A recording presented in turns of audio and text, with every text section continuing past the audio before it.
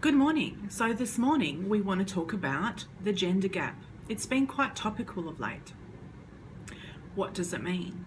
Effectively, the Workplace Equality Commission has done some study and some analysis, and what they've found and confirmed is that there still exists a gender gap. It equates to approximately 15.3% variation between men and women in their average earnings. And that's a decrease. So over the years, over the long term, probably the last 20 years, it's actually improved slightly, but it still exists. It equates to about $16,000 per annum of variation. And as the hierarchy of occupation climbs, that variation increases even more.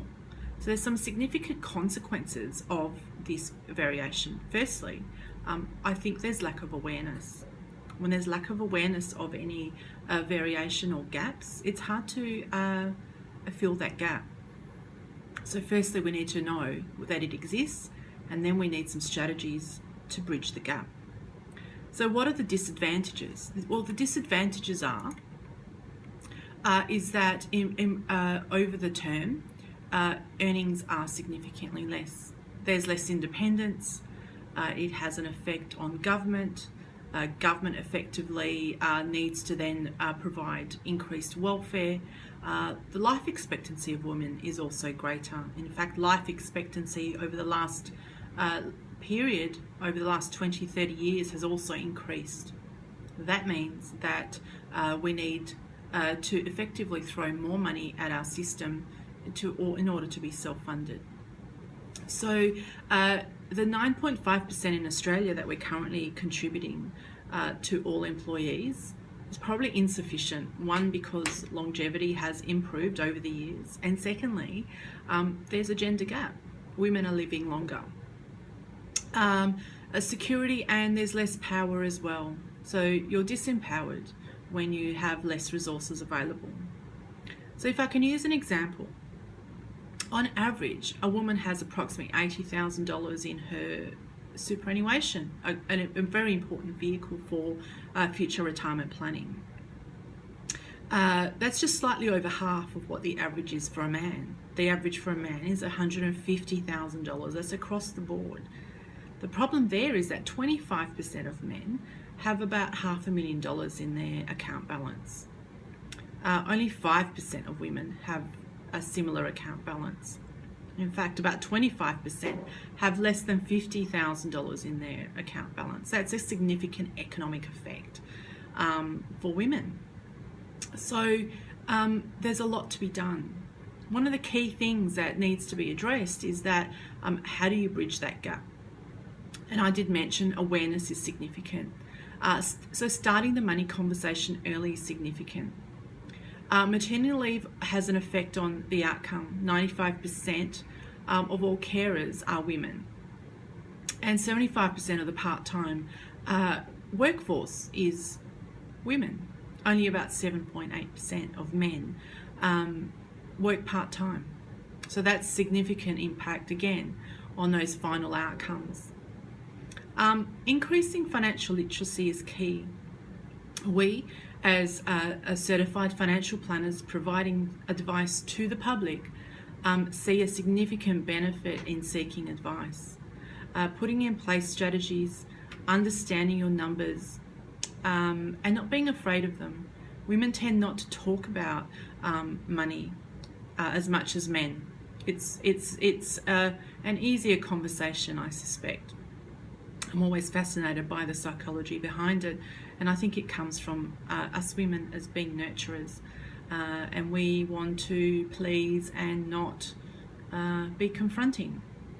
We need to learn to negotiate better, obviously being aware of this gap and understanding the importance of negotiation is very, very important. Understanding your own value is very, very important. We tend to place others before we place ourselves. But to help others, it's a bit like the airline analogy. To save someone else, first you must look after yourself, so you can empower others. Once you know your numbers, you need to know what action to take. but you can't take action without understanding those numbers. Managing your money and don't let it manage you is a great belief to have, and you can make a difference. So setting in an objective of being independent, believing that you can, is the first step. Again, it's about starting early. Women don't often feel confident, as I've already stated. So it's creating that confidence by having the conversation, by putting in place some strategies and seeing the results. You want to be able to calculate those without having those conversations, setting those parameters at the start, and not looking after yourself. It's hard to see results. You're almost going round in circles. Seeking out employment that actually have a high pay standard. So various industries obviously pay differently, and education is key. So again, having those conversations and stepping outside your comfort zone and pursuing your interests is really, really key in order to bridge that gap. Responsible organisations tend to do a lot of work in this area.